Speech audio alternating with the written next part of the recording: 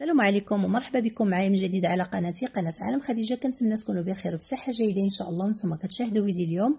الا كنتوا كتزوروا القناه لاول مره ما تنساوش الاشتراك في القناه وتفعيل الجرس باش توصلوا بكل جديد.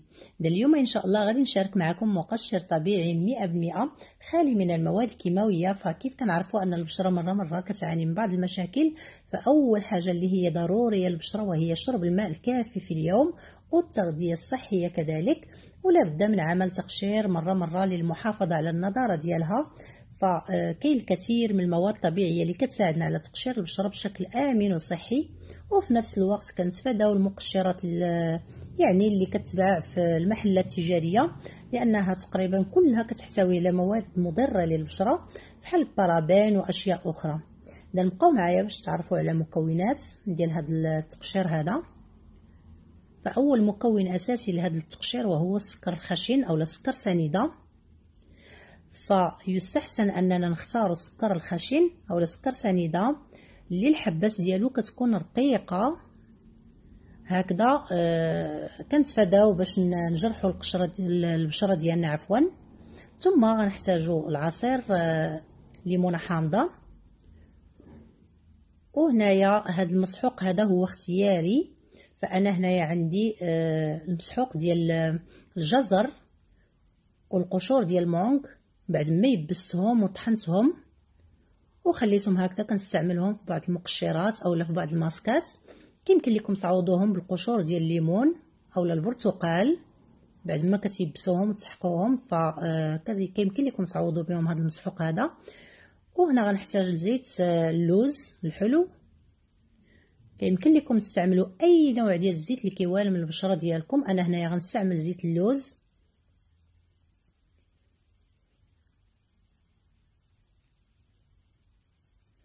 بالنسبه للزيت الاساسي فانا غنحتاج لبعض القطرات من الزيت الاساسي ديال شجره الشاي. فكيف كتعرفوا فانا دائما كندخلو في الوصفات الطبيعيه ديال الشعر ولا ديال الجسم، لانه زوين. اول حاجه كيخلي الرائحه زوينه، وبالنسبه للبنات اللي عندهم مشاكل ديال حب الشباب فراه رائع للبشره. وغادي ناخذوا اي بواطه عندنا اللي كيمكن لينا نحتفظوا بها بهذا المقشر في الثلاجه، لانه كيدوب مده طويله، يعني كيمكن لينا نحتفظوا به في الثلاجه. غناخذ كميه من السكر اللي غادي نحتاجها انا تقريبا واحد 15 يوم. هنا عندي واحد 2 معالق كبار حتى ل3 ديال المعالق كبار اللي غنضيف ليهم نصف ديال عصير ليمونه حامضه، يعني نصف عصير ديال ليمونه حامضه. ثم غنضيف ملعقه غير مملوءه من هاد المسحوق ديال الجزر او الخيزو وقشور المونغ.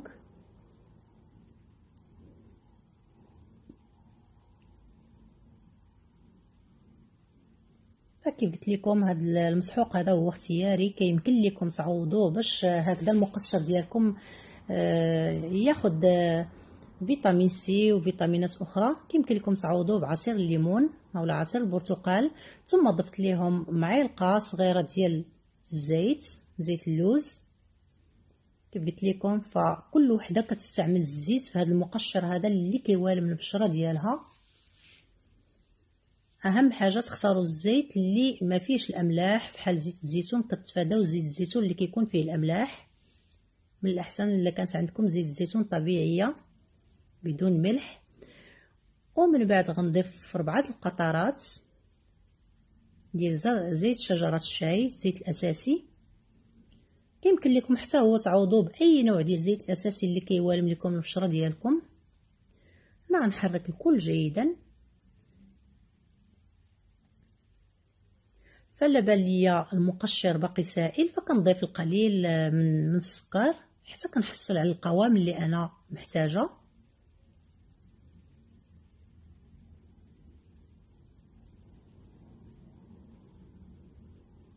فصراحه هذا المقشر هذا كيصلح للجسم كامل والوجه كذلك.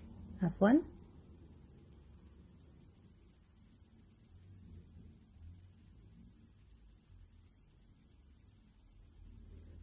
فانا حصلت على هذا القوام هذا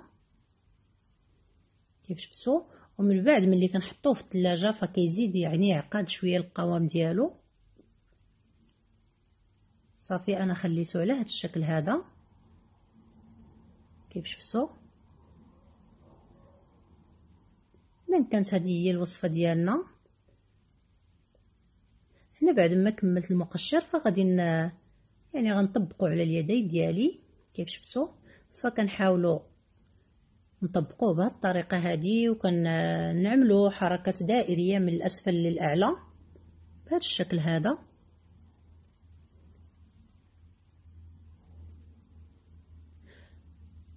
فكيمكن لينا نديروه من يعني حتى لزوج المرات في الاسبوع الا كان كيف قلت لكم الا استعملتوا السكر اللي الحبات ديالو رقيقه جدا. فكيمكن لينا نخليوه في الوجه ديالنا اولا في الجسم ديالنا تقريبا واحد 5 دقائق من بعد ما كنعملوا هاد الحركات هذه، وعاد كندوزو باش نغسلوه. فقد ما بقى شويه في البشره فقد ما كتستافد منه البشره من دوك الفيتامينات اللي في هذاك المقشر. اذا البنات كانت هذه هي الوصفه ديالنا ديال اليوم، فكنتمنى ان شاء الله انها تنال الاعجاب ديالكم. طبعا الى عجبتكم ما تنساوش خليوا لي لايك للفيديو وتعليق من تعليقاتكم الجميله. وكيف قلت لكم من قبل كيمكن لكم تحتفظوا به في الثلاجه لمده طويله حتى يعني كيبقى حتى 3 الاسابيع في الثلاجه ما كيوقع عليه حتى شي حاجه، لان فيه الليمون الحامض كيحتفظ عليه. اذا ما بقى لي الا نودعكم ونقول لكم بسلام عليكم، والى اللقاء في فيديو قادم ان شاء الله.